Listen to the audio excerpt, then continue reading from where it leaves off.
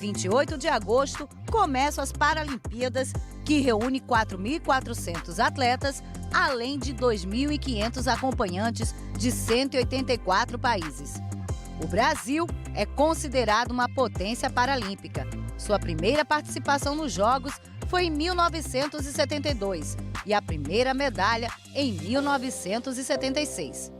Em 2024, serão 22 modalidades, entre elas o Taekwondo. No estúdio, o atleta de Taekwondo Henrique Marques, que se dedica à modalidade desde a infância, criado em uma região periférica do interior de Itaboraí, conheceu o esporte em um projeto social. Era o início da trajetória que fez dele um campeão. Também no estúdio, o treinador de equipe e ex-atleta de Taekwondo, Alan do Carmo. Com mais de 30 anos dedicados ao esporte, é o professor com maior número de atletas de para-taekwondo do Brasil. Ei, gente, está começando, voltamos e está começando daquele friozinho na barriga, viu, Du? Porque só faltam 91 dias para as Olimpíadas que vai acontecer lá na França, enfim. Já está tudo preparado ou será que ainda falta alguma coisinha, hein, Alan? Seja bem-vindo, parabéns, viu, pelo trabalho, obrigado. Fantástico. Então, a gente está com tudo encaminhado, né? A preparação não para, o Henrique acabou de voltar de um camping, né? Saiu, estava lá no Maria Lenk treinando, veio aqui para estar com a gente. Vai ter Pan-Americano agora semana que vem, que também vale ponto no ranking olímpico. Todas as lutas, elas são feitas através do ranking. Então, quanto mais pontos ele tiver até os jogos, melhor ele se posiciona nesse ranking. Explica melhor pra gente, né, Du, pra gente entender. Quer dizer que já começa um ranking agora. Quanto tempo esse ranking começou, Esse ranking começa... são 4 anos de ranking, mas assim, tudo que já aconteceu de ponto, ele vai sendo levado. É somatório. É somatório. E aí, a cada um ano, esses pontos diminuem um pouquinho. Então, a pontuação que ele conquistou no passado, ela diminui, mas ela fica ali ainda o resíduo.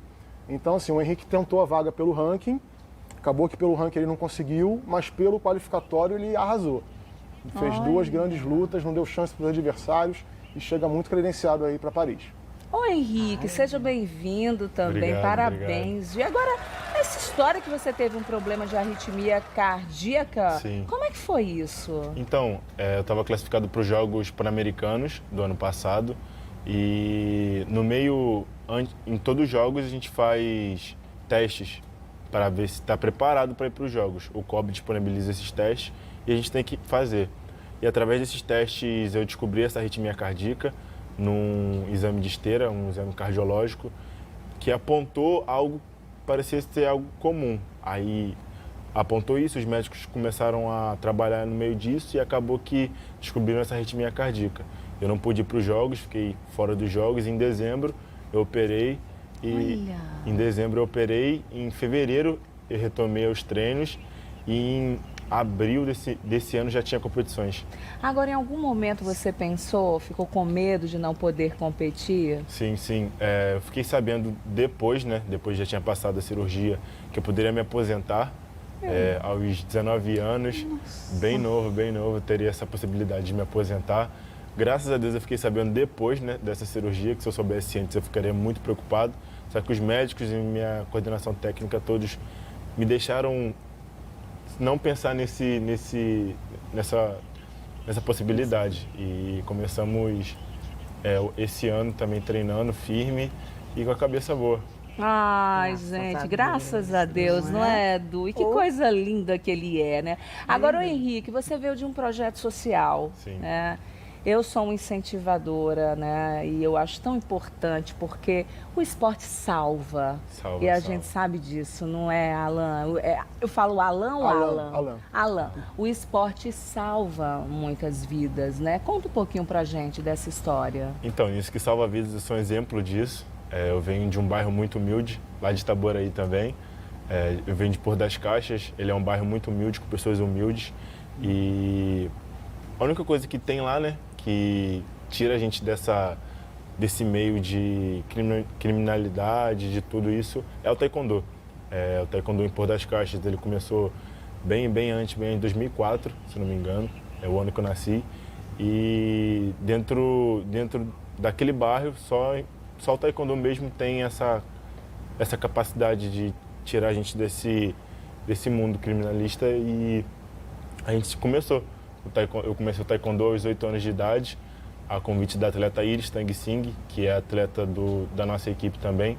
Comecei aos 8 anos de idade, a convite dela, e venho de lá até hoje treinando firme e conquistando várias medalhas para o nosso país. Alan, muito importante, né, esse trabalho que você faz falar do trabalho também. do Diego Ribeiro, que é o treinador dele, é o professor e treinador. Muitas vezes o atleta começa com o professor, mas tem que migrar de equipe para ascender no alto rendimento. No caso dele, o Diego Ribeiro foi o treinador da Iris, uma atleta que disputou as Olimpíadas do Rio em 2016. A Iris tem uma liderança muito forte também na cidade com relação ao taekwondo. E aí, né, por chamado da Iris, ele começou. E o Diego e a Iris, né, toda a equipe lá de Itaboraí desenvolve um trabalho muito forte com o taekwondo aqui no Rio de Janeiro. Agora, o Alan, você também é psicólogo. Estou me formando. Olha, e aí agora, você daqui a 2 usa meses. o que você está estudando, Eu uso o que você muito. estudou, usa essa psicologia Eu uso também muito, junto ao taekwondo para cuidar dos seus atletas? Uso muito, né? Eu tenho muitos atletas que são paralímpicos, né? Que são atletas do para-taekwondo.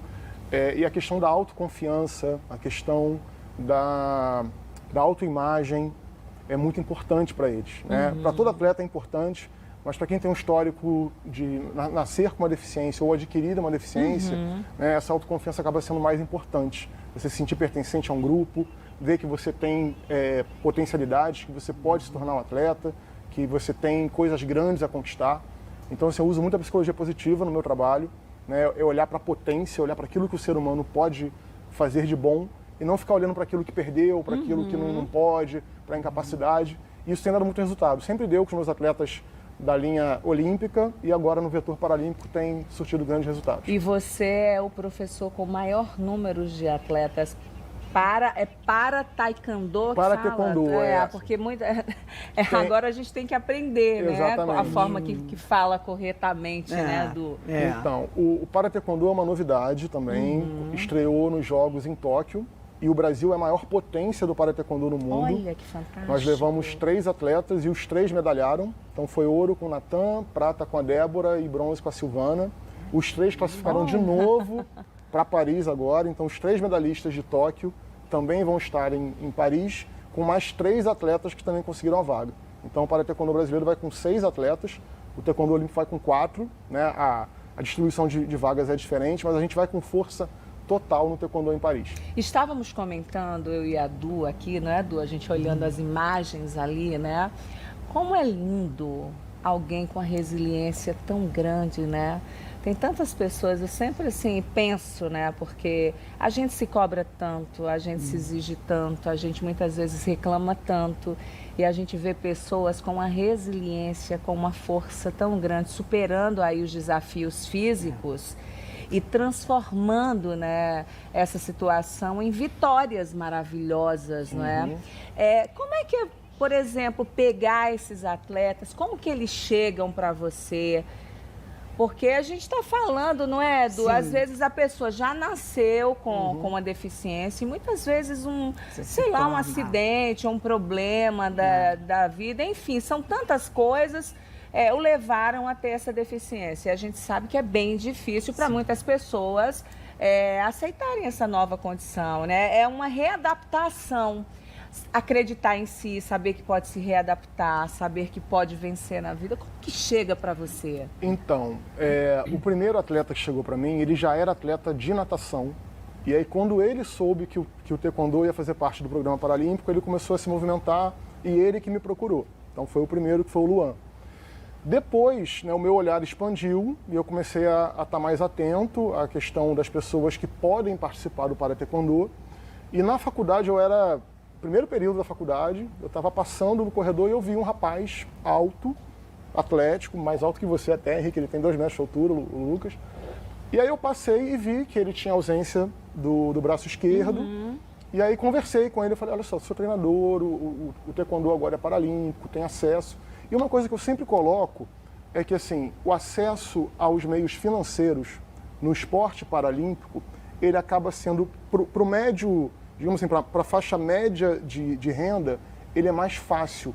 Então, assim, eu consigo planejar um atleta que tem um perfil para ele em 1, 2 anos já estar ganhando Bolsa Atleta, que é, né, um dinheiro do governo federal que incentiva os atletas. Então a gente consegue ter uma previsão mais facilmente de que ele vai entrar no cenário em que em 1, 2 anos ele vai estar tendo esse auxílio já para se tornar atleta, para se manter atleta. Coisa que no vetor olímpico acaba sendo mais difícil. Às vezes, para ele conseguir uma bolsa pódio, né, que é o patamar mais alto, no vetor olímpico demora